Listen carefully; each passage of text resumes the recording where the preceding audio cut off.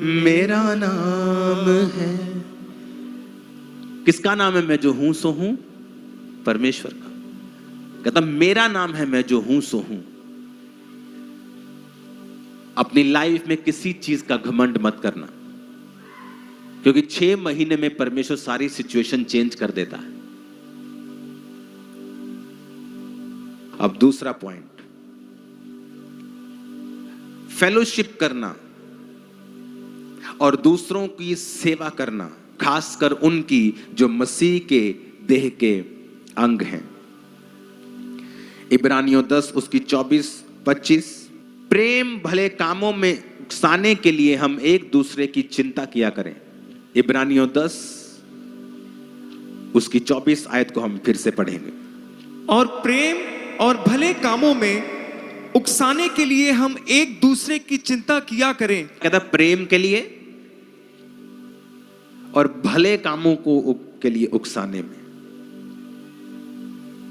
25 आयत में लिखा है, फिर एक दूसरे के साथ इकट्ठा होना ना छोड़ें, जैसे कि कितनों की रीति है, परंतु एक दूसरे को समझाते रहें। ज्यों ज्यों उस दिन को निकट आता देखें, त्यों त्यों और भी अधिक ये किया करें। क्योंकि सच्चाई की पहचान प्राप्त करने के बाद यदि हम जानबूझकर पाप करते रहें, तो पापों के लिए फिर कोई बलिदान बाकी नहीं है। अपनी कैपेसिटी को अगर आप चाहते हो बढ़ाना, और मेरी बात ध्यान से सुनना, जिस दिन आपके बर्तन की, आपके जीवन की कैपेसिटी बढ़ गई, आपको मांगने की जरूरत नहीं होगी, ऑटोमेटिकली आप नेक्स्ट लेवल पे होंगे। नेक्स्ट लेवल, और वो नेक्स्ट लेवल मार्वलस है, वो ग्लोरियस है, वो आपकी लाइफ में नई ब्लेसिंग को लेके आएगा, आपकी लाइफ में नई सेटिस्फैक्शन को लेके आएगा, वो नई टेस्टिमनी को लेके आएगा।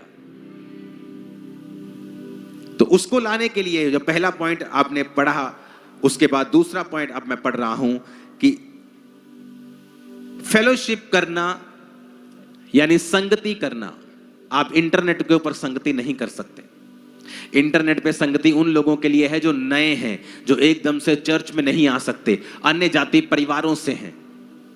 लेकिन आपके लिए परमेश्वर ने हुक्म दिया है, जो लोग मसीह में हैं, ये अगर तुम अपनी कैपेसिटी को बढ़ाना चाहते हो, then fellowship with each other and serve each other, कि एक दूसरे के साथ संगति करना। जैसे कि लिखा, कितनों की रीति है। क्या रीति है? कि जब लोग शनिवार के दिन इकट्ठा होते थे, शब्द के दिन, लेकिन यीशु मसीह के जी उठने के बाद संडे के दिन, फिर वो संडे के संडे इकट्ठा होते थे। तो पौलुस कहता था कि इकट्ठे होना जैसा कि हमारी रीति है, तुम किसी भी रीति से उसको ना छोड़ो। क्योंकि जब भी शैतान आपको पहली ग्रेस से गिराना चाहता है, वो ये चाहता है कि तुम्हारी कैपेसिटी कभी ना बढ़े, तुम एक जगह पे स्टक हो जाओ। तुम्हारा पानी 1 लीटर हो, फिर 1 लीटर को कैसे मैं कम करूं, वो इस चीज पे प्लान करता है। तो सबसे पहले वो तुम्हारी संगति को अटैक करता है।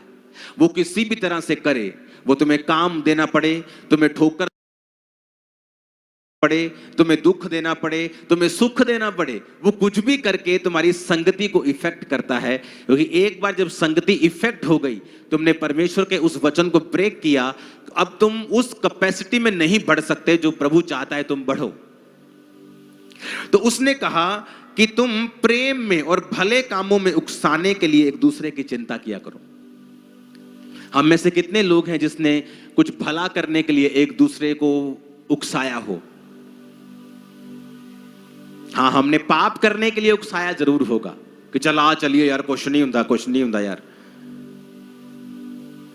तो वचन जब टूटेगा तो कर्स लाइफ पे होगा और उसे कोई रोक नहीं सकता है। यही वचन सुनता था, इधर से सुनता था, इधर से निकालता था, और चर्च खत्म होने के बाद वही करता था जो उसके शरीर को अच्छा लगता था।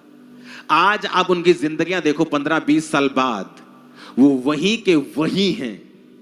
और जो लोग आत्मिक थे, जो लोग स्पिरिचुअल थे, उन्हें टाइम लगा 10 साल, 12 साल, किसी को 7 साल, लेकिन वो कहीं अधिक ऊंचे लेवल पे हैं आज हर तरफ से। परमेश्वर ने क्या कहा कि एक दूसरे को सर्व करना है। आप जानते हैं, आप में से बहुत से लोगों के, यूथ के लोगों के मन में ये इच्छा है, अगर पास्टर जी कहेंगे, अगर पापा कहेंगे मैं चर्च में सेवा करूं तो मैं करूंगा। ये एक रॉन्ग एग्जाम्पल है। वचन कहता है सर्व ईच अदर, सर्व गॉड। आपको मेरी कॉलिंग की जरूरत नहीं है कि मैं आपको बोलूं कि भाई आप चर्च में सेवा किया करो, आप अकाउंटेंट हैं, आप चर्च में कुछ काम करो, आप वीडियोग्राफी करते हैं, आप चर्च के लिए काम करो, आप कैमरा चलाते हैं, आप चर्च के लिए चलाओ। मुझे कहने की जरूरत नहीं होनी चाहिए। अगर आपको आपकी कैपेसिटी बढ़ानी है, मेक श्योर आप चर्च के कामों में जुड़े हुए हों सारे। आपकी जो भी पोजीशन है, आप फाइनेंशियली ब्लेस्ड हैं, मेक श्योर आप अपने टाइथ, अपने हदियों, अपनी ऑफरिंग से चर्च के कामों में सहयोग करें। आप गिफ्टेड हैं, मेक श्योर आपका वो वरदान परमेश्वर के और परमेश्वर के लोगों के काम आए।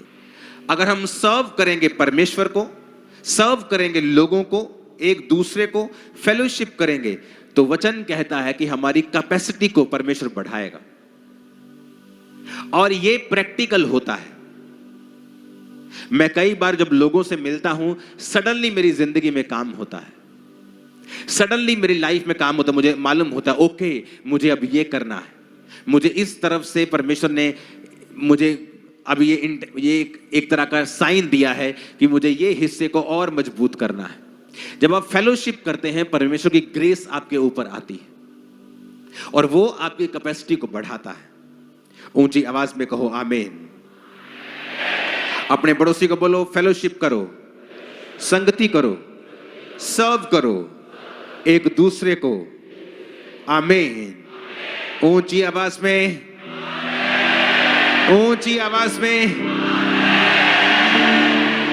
तीसरा पॉइंट है भलापन और उदारपन। अपने पड़ोसी को बोलो भलापन और उदारपन। आमीन। आप अपनी जिंदगी के रिसोर्सेस कैसे इस्तेमाल करते हैं? आप अपनी जिंदगी के रिसोर्सेस कैसे यूज करते हैं? ये डायरेक्टली इफेक्ट डालता है कि आपकी स्पिरिचुअल कैपेसिटी परमेश्वर कितनी बढ़ाएगा।